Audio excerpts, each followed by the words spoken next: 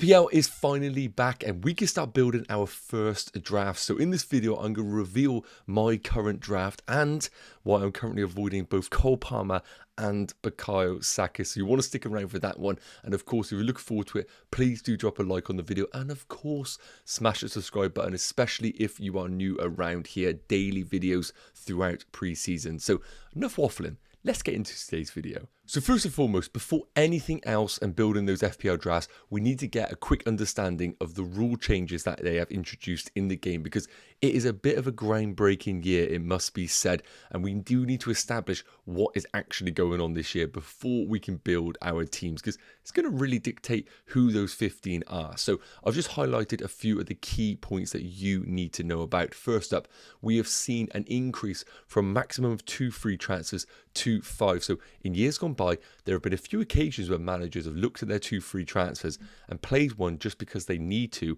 otherwise they will be burning it.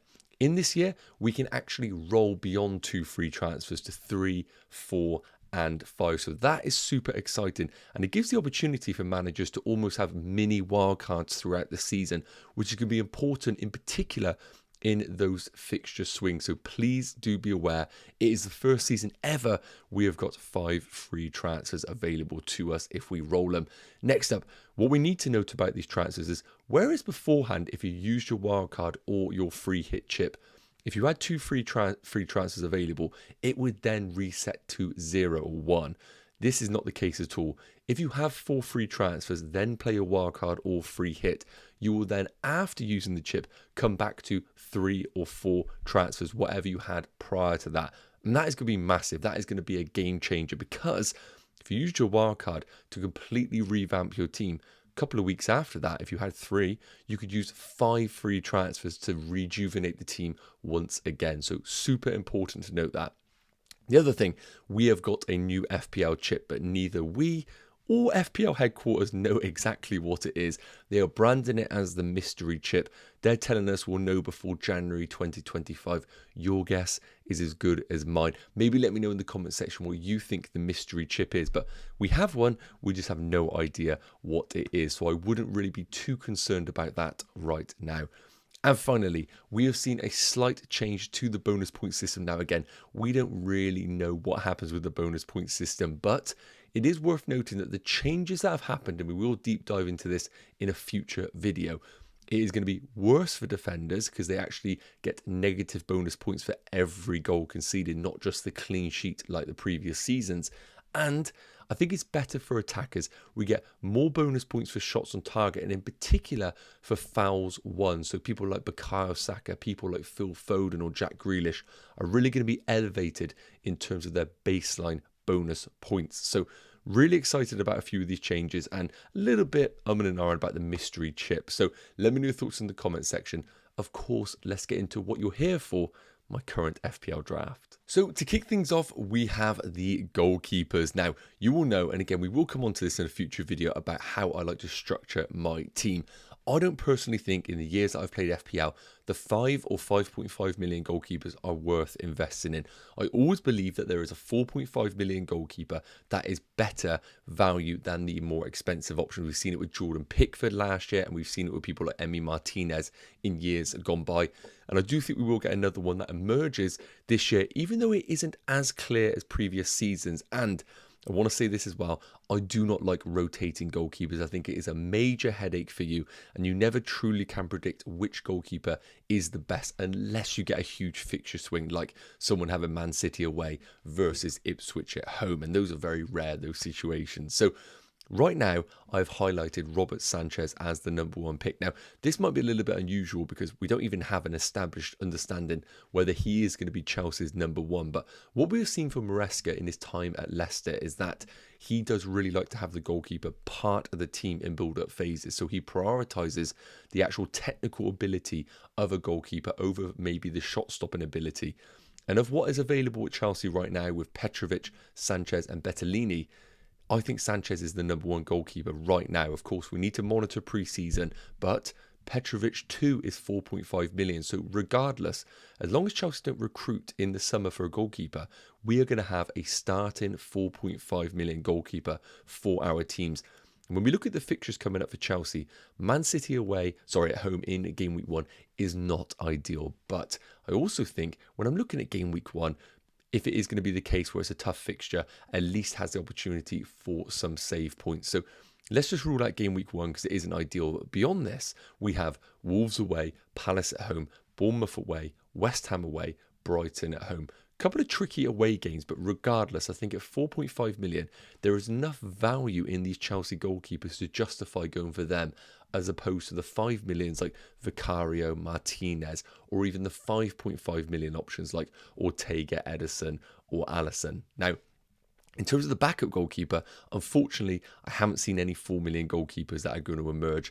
Last season, we had the rotating 4 million goalkeepers of Turner and West Ham's Areola. Unfortunately, I don't think there's going to be a 4 million this season. So we currently have Matt Turner. Let's be real. He is not going to offer anything to our FPL teams because I am reliant on Sanchez. But we will monitor this one in pre-season. Next up, my game week 1 defenders. And I think this has been a really interesting pricing strategy from FPL this year. I think because of the attackers and a lot of them getting price rises, we are really dipping into the 4.5 million defenders this year, and it could really be the year for them to step up, because I don't see a world right now where we're able to afford a 7 million Trent Alexander-Arnold, a 6 million Saliba, and maybe a 5.5 million luxury defender. So unfortunately right now in my draft, I am really leaning towards the 4.5 million defenders with one premium option. Now, it's worth noting, I do think Trent Alexander-Arnold is a brilliant option and he may well come into my team, but of course 1 million more expensive. You then have to make sacrifices either in the midfield department or the forward line, and right now I couldn't justify that. So we're going to fall back on the safe Arsenal defence in the shape of Saliba. Now, of course, Arsenal are looking to recruit, and I apologise for butchering the name, Calaflori, I believe, of course, the Italian defender who really stepped up in the Euros. He could come in and maybe be deployed as a left-sided centre-back or left-back. But one thing we do know about this Arsenal team is that Saliba is guaranteed for minutes. He is the main man in that defence. Ben White being 6.5, I think he offers a bit more, but not enough to pay the 0.5 million. And I think Ewan Timber at 5.5 million could be fantastic, but I need to see some real consistency in pre-season. Now, when we look at the fixtures for Arsenal, I get it. I've seen a lot of people actually say there's no value in the Arsenal defence. Within game week 2 away against Aston Villa, game week 4 away against Spurs, and game week 5 away against Man City. When we look at that on reflection, I would say to myself, that is a tough run of fixtures. But as of right now, I want to look at what was a consistent performer last season and a team that I think can remain the same next year.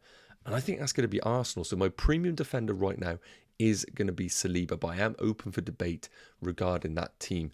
In terms of the rest of the defenders, Concert at 4.5 million for a piece of that Aston Villa defence with great fixtures. I can't ignore that. I think he is one of Unai Emery's main men in defence, whether he be at right back or centre back. The other 4.5 million options include Lewis Dunk. Now, with the new manager coming in, we have a lot of uncertainties right now. We don't really know how his team is going to set up, but I do think Lewis Dunk is going to continue to be a main man in that team. We know he's great from aerial threats as well. So Dunk is going to be in. The fixtures are a little bit mixed for Brighton, but I don't mind them rotating with some of the other players in this team. Bit of a controversial one is going to be Lewis Hall. Now, I have got him in just as a placeholder because, of course, Dan Burn at 4.5 million is the other Newcastle defender that we can consider. I do not think Fabian Schär is worth it at 5.5 million. And of course, Sven Botman looks like he could be ruled out until Christmas, but him being at 4.5 million probably would have been the logical pick if he was fit. But Lewis Hall's going to be in because as a Chelsea fan, I've seen what he can do, and I honestly do believe this is an England left-back waiting to be recruited. And for that reason, I think Eddie Howe is going to introduce him into the team this year. I think he's going to elevate this Newcastle team with Livramento and Lewis Hall. And I think Lewis Hall might be the first one to get game time in that Newcastle team. And finally, we need a 4 million defender. And right now, I think Harwood Bellis is the standout option. Southampton's fixtures are always going to look pretty rough because they are a newly promoted team. But with him having guaranteed game time, I think that's a nice safe bet into our FPL teams. So here are my current Game Week 1 midfielders. And of course, we have to kick things off with the premium option in Mo Salah. Didn't see a price rise, stayed at 12.5 million. And I think this guy is essential for our teams. Yes, we could make the argument that we make Cole Palmer, Bukayo Saka or Foden our first premium in this team. But for me, looking at the fixtures that I'll put up on the screen right now, Ipswich away, Brentford at home, Man United away could be a tricky game, but then Forest, Bournemouth, Wolves. I think it takes an incredibly brave FPL manager to go without Mo Salah. Now, I get it. Arne Slot coming in, we have no real understanding how Mo Salah is going to be deployed, but we have seen at Feyenoord at times him playing split forwards, and if Mo Salah becomes one of those split forwards in this team, getting plenty of penalty box touches, not being stuck out on the wing like we saw at the back end of the season under Jurgen Klopp, I think at 12.5 million, he is going to make a mockery of his price, and we could see the return of that kind of FPL GOAT levels that he was producing a few seasons back. And I think it's quite a scary prospect not to have Mo Salah, because if you go down to the next most expensive in Cole Palmer, it's only 2 million cheaper. You could make your way to go back up to Mo Salah, but you might miss the Ipswich game and the Brentford game over that period. And then you're not going to buy him in game week 3 away against Man United. So you're already saying to yourself, I'm going 3 game weeks without Mo Salah. And for me, that is just a scary prospect that I cannot consider in my team. Now, moving to the next most expensive midfielder, I have completely skipped out Palmer, Foden, Bukayo Saka, Odegaard and gone all the way down to 7.5 million. We'll see why in a minute because of the forwards that I've selected. I think that price bracket is really, really nice. And one downfall of my current draft is I would like a piece of that midfield around the 8.5 bracket to give me the option to go between those assets. Going all the way down to 7.5 million could be a problem, but Gordon at 7.5 I think is fantastic. Kicking things off at home against Southampton, brilliant fixtures for the first 5 or 6 weeks, and Mr. Consistent. I don't think he'll be affected by the Euros. I think that one again is a no-brainer in our teams, but the one that is a little bit controversial right now is going to be the inclusion of Martinelli. Coming in at 7 million, I'll put the other 7 million options available, but I would argue Martinelli is probably last or second last on most people's lists in here, because I think he had a pretty torrid season last year. His expected goals was around 5 or 6 and his output was around 5 goals. On reflection with the previous season to that, he scored 15 goals. I'm thinking about that Martinelli in my head. When I look at someone like Mikel Arteta, I do think he is a problem solver, and he will look back at the season and think to himself, what went wrong? And I think he's going to say to himself, that left side of the pitch. Left back, they struggled. They should be answering that with Jurgen Timber coming into the team. And the left-sided centre mid alongside left forward or left winger. And I think with Timber coming in, maybe a bit more established in that midfield, that is only going to enhance Martinelli. I don't necessarily think Martinelli was actually at fault for last year. Yes, he did lack a little bit of confidence, but the dynamic on that left flank, he is reliant on service. And I also think Arteta missed a trick last year, not having the runs of Martinelli beyond defences. I think that's going to be really key to have that in his Arsenal this year. And for that reason, in his Arsenal, I do think that Martinelli is going to step up once again this year, and I think he could be a brilliant differential with the opening fixtures that he does have. But I will say that is a bit of a placeholder in the team, so I do think there are brilliant 7 million options available, like Mbeumo, like Eze, like Marcus Rashford. Now, another player similar to Salah and Gordon that I've had in my teams that I can't really see being dislodged right now is going to be Christopher Nkunku. I think at 6.5 million, he could be one of the most underpriced players in the game. And he's the reason why Cole Palmer isn't in my team. I think when we do look at the team and we start to build squads, a lot of people are going to downgrade Palmer to Nkunku, because I think if Nkunku gets guaranteed game time, especially as a number 9 in this Chelsea team under Maresca, it's worth noting with a new manager, we have no idea what team he's going to put out. This is a game changer. I really do believe this is not a world-class player, but on the way to being world-class. And I know he had an injury hit season last year, but I do not think that would be consistent in his tenure at Chelsea. So Nkunku, 6.5 million, unbelievable long-term fixtures. I think you start the season with him and you hope you get lucky with his game time and, of course, returns.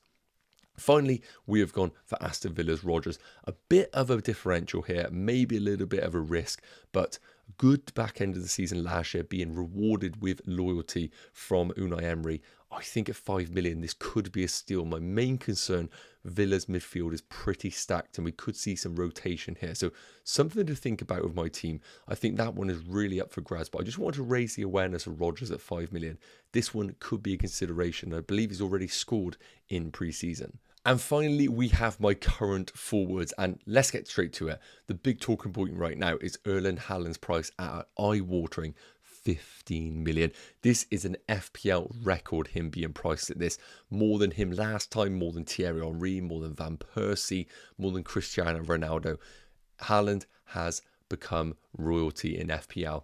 But I think it's for the right causes. I think him going to 15 million is splitting the community right now, and that is exactly what we wanted in the game. Him at 14, with the pricing of everything last year, made him a no-brainer at 80% ownership. I think he'll be lucky to go over 50% ownership on what I have seen so far. Now, of course, opening the season up against Chelsea isn't ideal, but game week 2 against Ipswich is a scary prospect not to have someone like Erling Haaland in our teams. Now, I get it. 15 million is really pricey, and you can afford an incredible team without Erling Haaland. I will cover that in a couple of days' time on a video, which is titled No Erling Haaland Draft. So be sticking around for that one. Make sure you are subscribed. But I think right now, Haaland being in the team is a smart move. He's one of those players, of course, that if he does hit the ground running, if you go to the next most expensive forward in Ollie Watkins at 9 million, you need to get some serious cash over the next coming game weeks to be able to afford someone like Erling Haaland.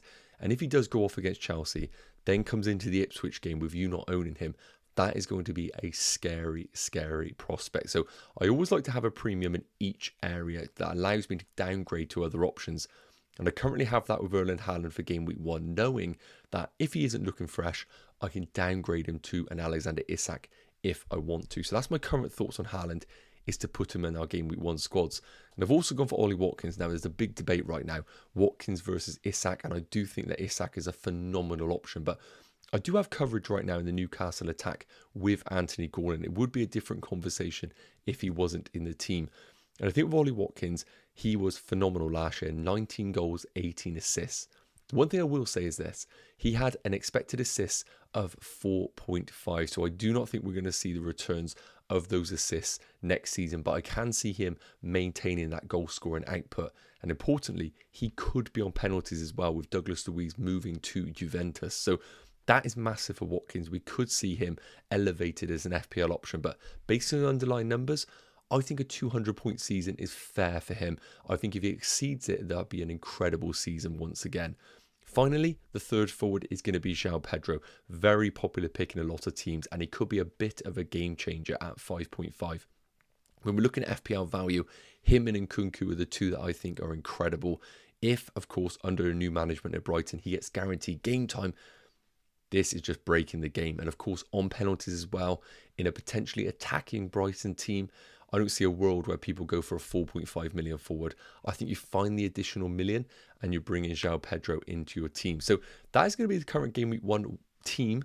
Obviously, lots to change, lots to analyse over pre-season. And of course, some big debates is, do we go for Haaland or not? And of course, who is the 7 million midfielder in our teams? Let me know your thoughts in the comment section. And of course, if you do disagree, let me know. Yes, guys, okay, that is going to wrap up today's video. It is so good to be back with FPL content. I really hope you did enjoy it. It is so good to be back. And of course, as I said, I am making a promise that I will be doing 31 videos in a row covering off every single hot topic imaginable during this preseason period. So if you want to stick around for the ride, make sure you do smash that subscribe button. It's always massively appreciated. And do check out the other stuff in the bios, like the YouTube membership and all. There is plenty more content over on there if you want to check it out. If you enjoyed the video, please do drop a like, and I'll see you in tomorrow's video. Have an amazing day. Take care. Cheers.